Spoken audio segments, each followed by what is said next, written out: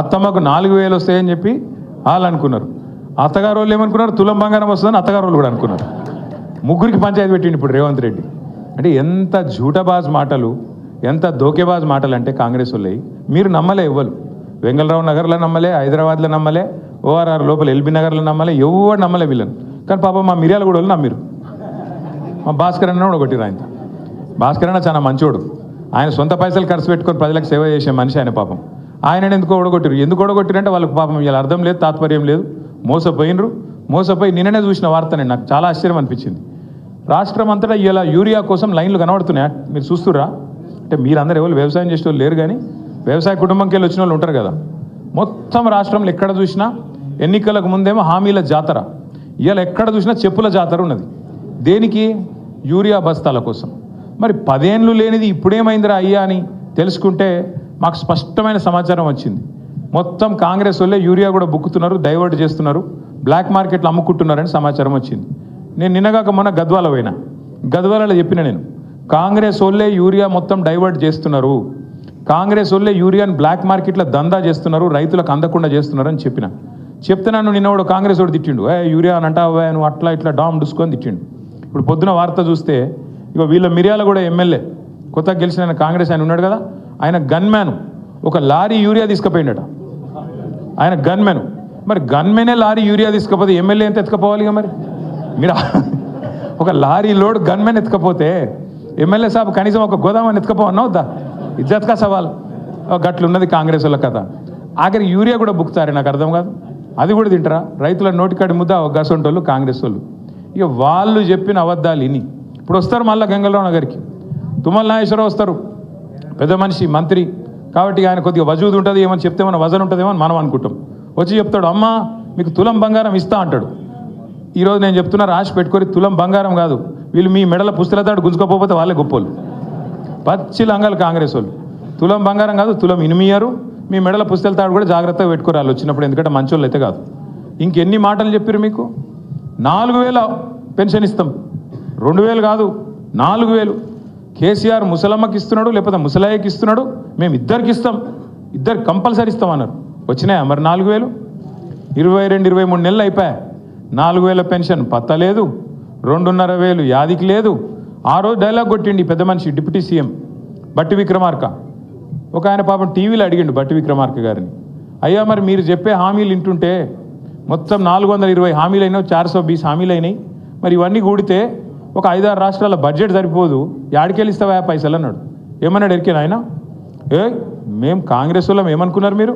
మేము 125 సంవత్సరాల చరిత్ర మాది, ఒక్కొక్కరు 6-6 ఫీట్లు ఉన్నాం మేము. కేసీఆర్ బక్కగున్నాడు, మేము దొడ్డుగున్నాం, మంచి తెలివితేటలు పుష్కలంగా ఉన్నాయి మాకు.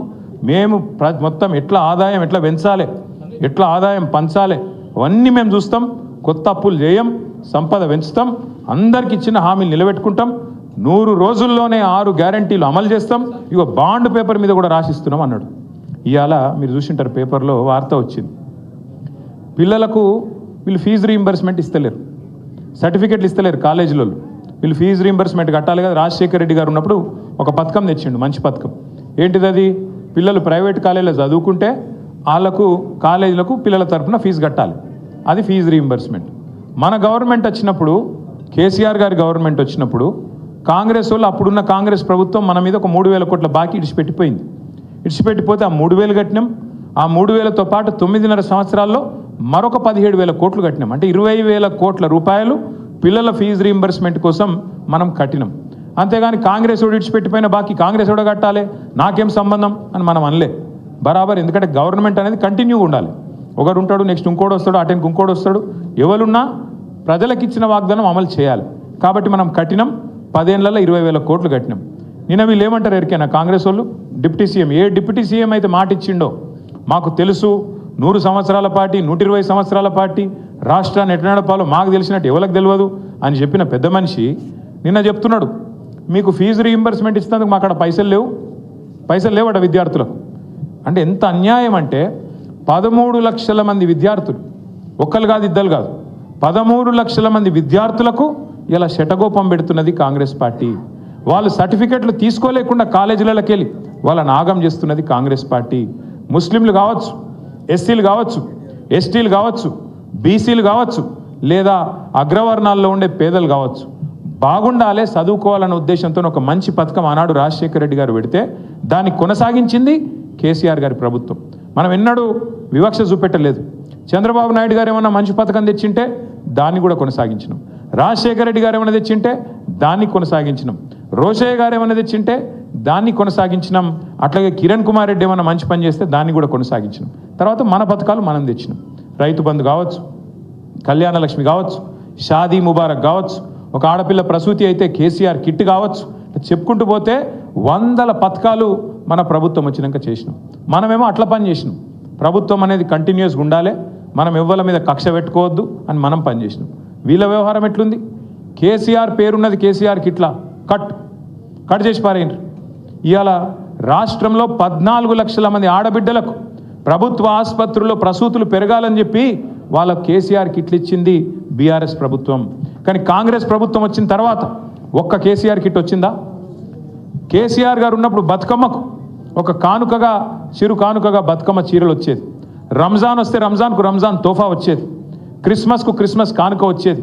ఇవాళ చీర కాదు, జాకెట్ ముక్క పెడుతుండ వీడు కనీసం. ఇక మళ్ళీ పెద్ద పెద్ద మాటలు, ఇందిరమ్మ రాజ్యము, ప్రజాపాలన, ఆడబిడ్డలు అందరినీ కోటీశ్వరులు చేస్తా. నేను చెప్తున్నా కదా, కోటీశ్వరులు చేసుడు కాదు, మీ మెడల పుస్తల తాడు ఎత్తుకపోకపోతే వీడే మంచోడు. గంత దుర్మార్గమైన ప్రభుత్వం